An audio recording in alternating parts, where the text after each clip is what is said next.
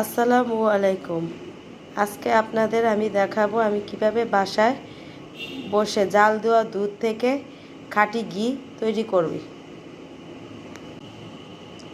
আপনারা যদি আমার ঘি বানানোর পুরো রেসিপিটা দেখে থাকেন তাহলে আপনারাও বাসায় বসে দুধের সর থেকে ঘি তৈরি করে নিতে পারবেন।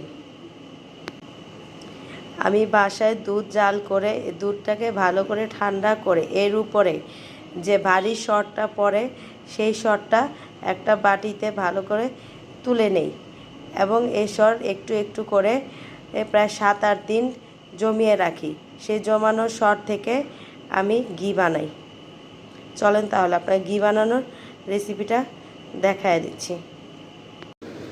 কিভাবে জাল দেওয়া দুধ থেকে সর সংরক্ষণ করা হয় সেটা তো আপনাদের বলেই দিলাম। এখন সেই সর থেকে কিভাবে যে ঘি তৈরি করব সেটা আপনারা আমার সাথে দেখতে থাকেন,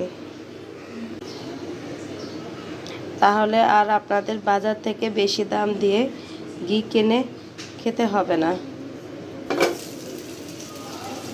এখন এই যে ঘিটাকে আমি মিডিয়াম আঁচে দিয়ে ভালো করে নাড়াচাড়া করব।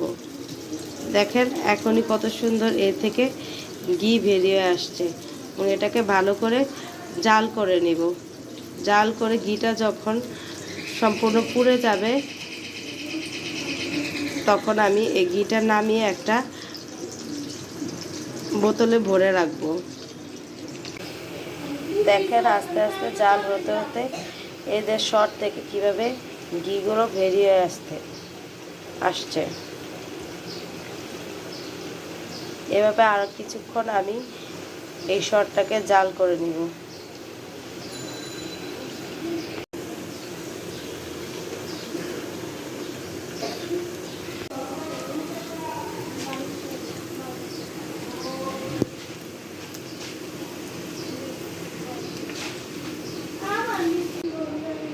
এই তো দেখেন আমার জাল দেওয়া দুধের সর থেকে আমার ঘি তৈরি করা শেষ হয়ে গেল।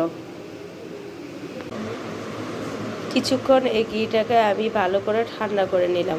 এখন ঘিটাকে একটা ছাঁকনির সাহায্যে একটা বাটির মধ্যে ছেঁকে নিব। এই তো আমার হয়ে গেল 10 লিটার দুধের সর থেকে ঘি তৈরি করা। এখন আমি এটাকে একটা জারে ভরে অনেক দিনের জন্য সংরক্ষণ করে রাখতে পারবো।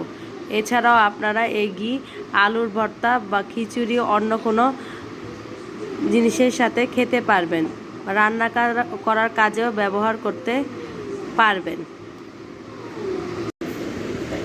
আমার এই সহজ পদ্ধতিতে ঘি বানানো যদি আপনাদের পছন্দ হয়ে থাকে তাহলে আমার চ্যানেলটি লাইক, শেয়ার এবং সাবস্ক্রাইব করে দিবেন। Thank you.